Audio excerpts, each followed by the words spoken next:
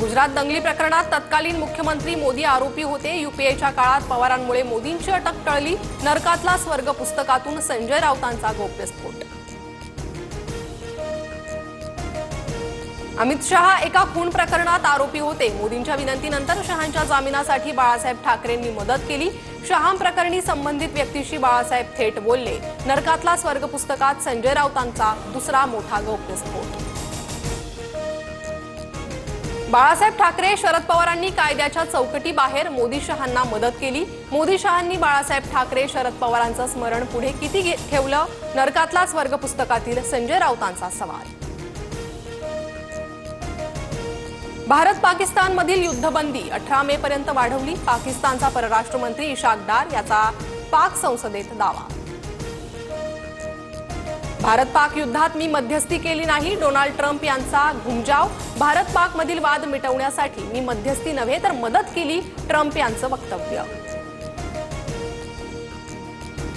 Bharat American वस्तूंवरील शुल्क रद्द करण्यास तयार, डोनाल्ड ट्रम्प यांचा दावा। तर व्यापारी करार दोन्ही देशांच्या फायद्याचा असायला हवा, परराष्ट्र मंत्री जयशंकर यांचं वक्तव्य। भारताचे परराष्ट्र मंत्री एस जयशंकर आणि तालिबानचे परराष्ट्र मंत्री मुत्ताकी यांच्यात चर्चा। पहिल्यांदाच भारताचे मंत्री आणि तालिबानच्या मंत्र्यांमध्ये थेट चर्चा। परराष्ट्र मंत्री एस जयशंकर यांनी ट्विट करून दिली माहिती। अमेरिकेचे राष्ट्राध्यक्ष डोनाल्ड ट्रम्प यांच्या हत्येचा कट। ट्रम्प यांना मारण्यासाठी कोड 8647 जारी करण्यात आला होता। एफबीआयच्या एका माजी संचालकांना कट रचल्याचा संशय। एफबीआयकडून तपास सुरू। भारतात ॲपलचे कारखाने उभारू नका, ट्रम्प यांचा टिम कुक यांना सल्ला। तर ॲपलची भारतातील उत्पादनं आणि गुंतवणूक योजना अबाधित राहील। ॲपलला राजकारणाची नाही तर स्पर्धेची चिंता, ॲपलच्या वरिष्ठ अधिकाऱ्याची प्रतिक्रिया।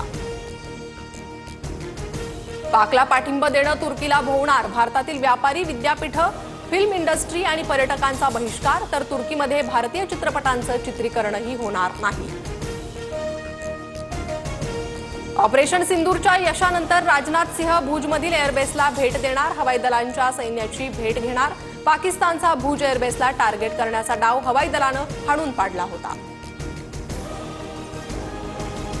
रशियाचे राष्ट्राध्यक्ष पुतीन युक्रेनचे राष्ट्राध्यक्ष झेलेन्स्कींशी थेट चर्चा करणार नसल्याची माहिती। शांतता चर्चेसाठी पुतीन तुर्कीत शिष्टमंडळ पाठवणार। युद्धबंदीबाबत तुर्कीतील इस्तांबुलमध्ये चर्चा होणार असल्याची माहिती। नीरव मोदीला आणखी एक धक्का, लंडन हायकोर्टानं 10व्यांदा नीरव मोदीचा जामीन अर्ज फेटाळला। नीरव मोदी 2019 पासून ब्रिटिश तुरुंगात। तर पंजाब नॅशनल बँक घोटाळ्याप्रकरणी भारताकडून नीरव मोदीला फरार आर्थिक गुन्हेगार घोषित।